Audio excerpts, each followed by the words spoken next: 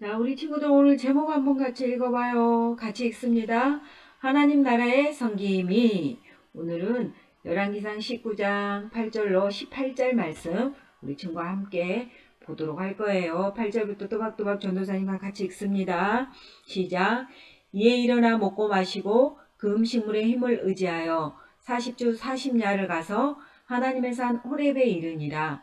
엘리야가 그곳 굴에 들어가 거기서 머물더니 여호와의 말씀이 그에게 임하여 이르시되 엘리야야 내가 어찌하여 여기 있느냐.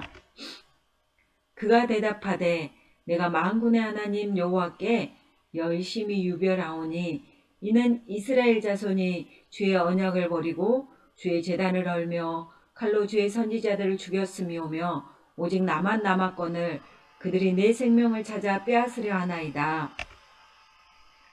여호와께서 이르시되 너는 나가서 여호와 앞에서 산에 서라 하시더니 여호와께서 지나가시는데 여호와 앞에 크고 강한 바람이 산을 가르고 바위를 부수나 바람 가운데 여호와께서 계시지 아니하며 바람 위에 지진이 있으나 지진 가운데도 여호와께서 계시지 아니하며 또 지진 위에 불이 있으나 불 가운데도 여호와께서 계시지 아니하더니 불 후에 세미한 소리가 있는지라.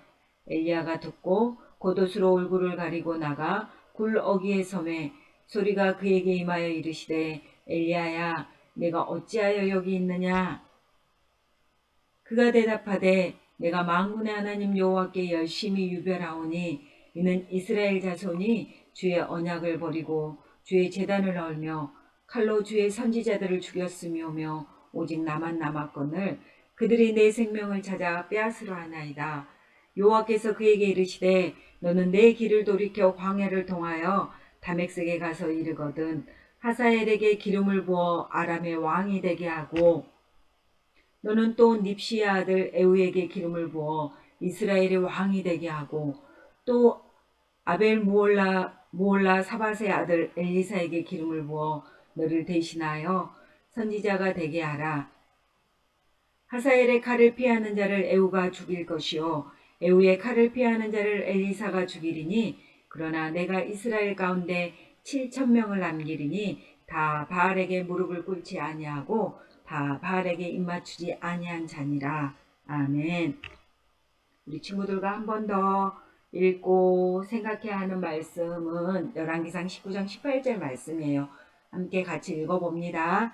살아계신 하나님의 말씀 열왕기상 19장 18절 말씀. 그러나 내가 이스라엘 가운데 7,000명을 남기리니 다 바알에게 무릎을 꿇지 아니하고 다 바알에게 입맞추지 아니한 자니라. 열왕기상 19장 18절 말씀. 아멘. 여러분은 우리 친구들은 지금까지 살아오면서 장벽에 막혀본 적이 있나요? 노래대회, 미술, 글짓기, 수학, 경시대회 등 여러 대회에서 좋은 성적을 거두거나 또 축구 경기에서나 어떤 운동 경기에서 승리하면 굉장히 기분이 좋을 거예요. 아마 세상을 다 가진 느낌이 들기도 하고 또 그동안 참고 열심히 준비했던 힘들고 어려운 시간이 다 보상되는 것 같을 거예요. 하지만 아무리 열심히 해도 이길 수 없고 최선을 다해도 이루어지지 않는 이처럼 큰 장벽을 마주했을 때 우리는 정말 힘이 들고 좌절하게 될 거예요. 오늘 우리가 읽은 말씀 속에서도요. 자신의 인간 능력으로는 도저히 넘을 수 없을 것 같은 일을 맞닥뜨리고 모든 기력, 모든 힘을 수호진한테 다 써버린 채 죽기를 바라는 사람이 있어요. 그 사람은 바로 엘리야 선지자예요. 엘리야 선지자는요, 우리가 읽지는 않았지만 열왕기상 18장 우리가 읽었던 바로 앞장에 보면요, 850명의 바알과 아세라 선지자들과 대결을 해서 승리하고요, 또 3년 동안이나 비가 오지 않은 그 심한 가뭄을 해결한 사람이에요. 누가 그렇게 세웠어요? 하나님이요. 하나님께서는요, 이렇게 엘리야를 통해서요, 세상 가운데 하나님만이 참 신심을, 유일한 신심을 보여주셨어요. 이제 비가 내리기 시작하니까 아방은 서둘러서 자기가 살고 있는 왕궁으로 돌아왔어요. 왕궁으로 돌아가자 아합의 왕인 이세벨이 아방에게 물었어요. 여보, 어떻게 되었어요? 말도 마시오. 바알의 선지자 450명이 모두 죽임을 당했소. 무엇이라고요? 엘리야, 내가 너를 가만히 두지 않겠어. 여봐라, 당장 엘리야에게 사람을 보내라. 내일 이맘때 내가 너를 죽이지 않는다면 나의 신들이 나에게 벌을 내릴 것이라고 전해라. 화가 난 이세벨이 엘리야를 죽이려고 했어요. 이세벨의 말을 전해들은요, 엘리야는요, 속상했어요. 자신은 하나님께 순종했는데 아무것도 달라지지 않는 거예요. 달라지기는커녕 모든 것이 더 나빠졌어요. 그리고 엘리야는요, 이제 이세벨이 자기를 죽인다는 소리를 듣고 두려워지기 시작했어요. 그래서 엘리야는 하나님이 자신과 함께 하신다는 사실을 잠시 잊어버리고 이세벨에게 죽임을 당할까봐 두려워서 남쪽으로 약 125km, 우리 자동차 100시속으로 달렸을 때 3시간 10분 정도 그렇게 멀리 떨어져 있는 브엘세바라는 곳으로 도망갔어요. 그리고 또 브엘세바에서도요, 더 깊은 강야로 하루길쯤 더 간 엘리야는요, 이제 모든 힘을 다 써버려서 소진하여서 로뎀 나무라는 아주 작은 나무 그늘에 쓰러졌어요. 엘리야는 먼 거리를 걸었기 때문에요, 지치고 배고프고 목마르고 피곤했을 거예요. 또 엄청나게 속상했을 거예요. 이스라엘 백성들이 하나님을 바르게 섬기도록 지금껏 애써 기도하고 순종했는데 그 모든 일이 헛된 것처럼 느껴졌어요. 엘리야는요, 이제 하나님을 믿는 사람이 자기 말고는, 자기만 남았고 아무도 없다고, 아무도 없는 것 같이 생각했어요. 그래서 엘리야는, 하나님, 나는 모든 힘이 소진되어서 더 이상 아무것도 할 수 있는 게 없어요. 하나님, 차라리 내 생명을 가져가세요. 하고 기도했어요. 그리고는요, 엘리야는요, 나무 밑에 누워서 잠들었어요. 그런데 이런 엘리야의 모든 것을 다 보고 계신 분이 계셨어요. 그분이 누구예요? 맞아요, 하나님이에요. 하나님께서는요, 엘리야의 모든 것을 다 보고 계셨어요. 그리고 엘리야에게 천사를 보냈어요. 천사를 보내셔서 지쳐 잠든 엘리야에게 떡과 물을 먹이시고 돌보아 주셨어요. 오늘 우리가 읽었던 19장 6절 7절에 말씀하고 있어요. 계속하여서 물과 떡을 주고 쉬고 또 다시금 물과 떡을 주고 이렇게 계속하였어요. 천사는요, 엘리야에게 일어나 먹어라. 그리고 내가 가야 할 길을 완수하거라. 너의 일을 계속하거라. 라고 말했어요. 하나님은요, 엘리야가요, 여행을 계속해야 한다는 것을 아셨어요. 하나님은 두려워 도망가는 엘리야에게 화내는 것이 아니고 화내지 않으시고 천사를 보내어서 엘리야를 위로하고 격려하고 계신 거예요. 그 하나님은 이 세상에 가장 멋지고 아름다운 꽃보다 더 아름다운 하늘나라를 만드셨어요. 이 하늘나라는요, 슬픔도 아픔도 없는 아주 아름답고 행복한 곳이에요. 하나님은 이 하늘나라에서 지금 예배를 드리고 있는 우리 친구들과 함께 살기를 원하세요. 우리 친구들은 어때요? 이 하늘나라에 가고 싶나요? 가고 싶지요. 그런데요, 우리가 이 하늘나라에 갈 수 없게 하는 것이 하나 있어요. 그것은 바로 죄예요. 우리는 우리 마음속에는 미워하고 거짓말하고 싸우려고 하는 죄로 가득 차 있어요. 오늘 하나님의 말씀 로마서 3장 23절에 보면 모든 사람이 죄를 범하였음에 라고 말씀하고 있어요. 이 세상에는 죄가 없는 사람이 하나도 없다는 말씀이에요. 우리 친구들은 어때요? 친구랑 놀다가 자기 마음에 내 마음에 들지 않으면 야, 이 나쁜 XX야, 이제 이 다음부터는 나랑 안 놀 거야, 이렇게 하지는 않나요? 또 엄마가 심부름 시키면, 우리 친구들 지금 방학했지요. 그래서 엄마가 또 아주 자그마한 심부름 시키면 엄마 맨날 나만 시켜, 왜? 하고 짜증내지는 않아요? 우리는요, 바로 이런 죄 때문에요, 거룩하신 하나님이 계시고 아름답고 행복한 나라에 갈 수 없어요. 그런데 하나님은요, 하늘나라에 갈 수 있는 놀라운 계획을 준비하셨어요. 그 계획은 바로 예수님이세요.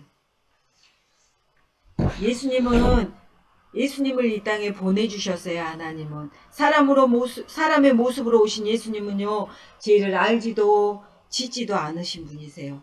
그런데 죄인인 전도사님, 우리 친구들이 받아야 할 벌을 대신 받으시기 위해 십자가에 피 흘려 죽으셨어요.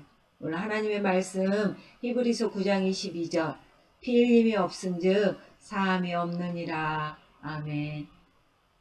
우리를 죄에서 깨끗하게 해주실 수 있는 길은요, 오직 예수님의 피밖에 없다는 말씀이에요. 예수님은요, 죽으시고요, 무덤에 묻히셨어요. 그리고 그 예수님은요, 3일 만에 다시 살아나셨어요. 하나님의 말씀 고린도전서 15장 3절 4절, 우리 친구들과 같이 읽을까요? 같이 읽습니다. 이는 성경대로 그리스도께서 우리 죄를 위하여 죽으시고 장사 지낸 바 되셨다가 성경대로 사흘 만에 다시 살아나사. 아멘.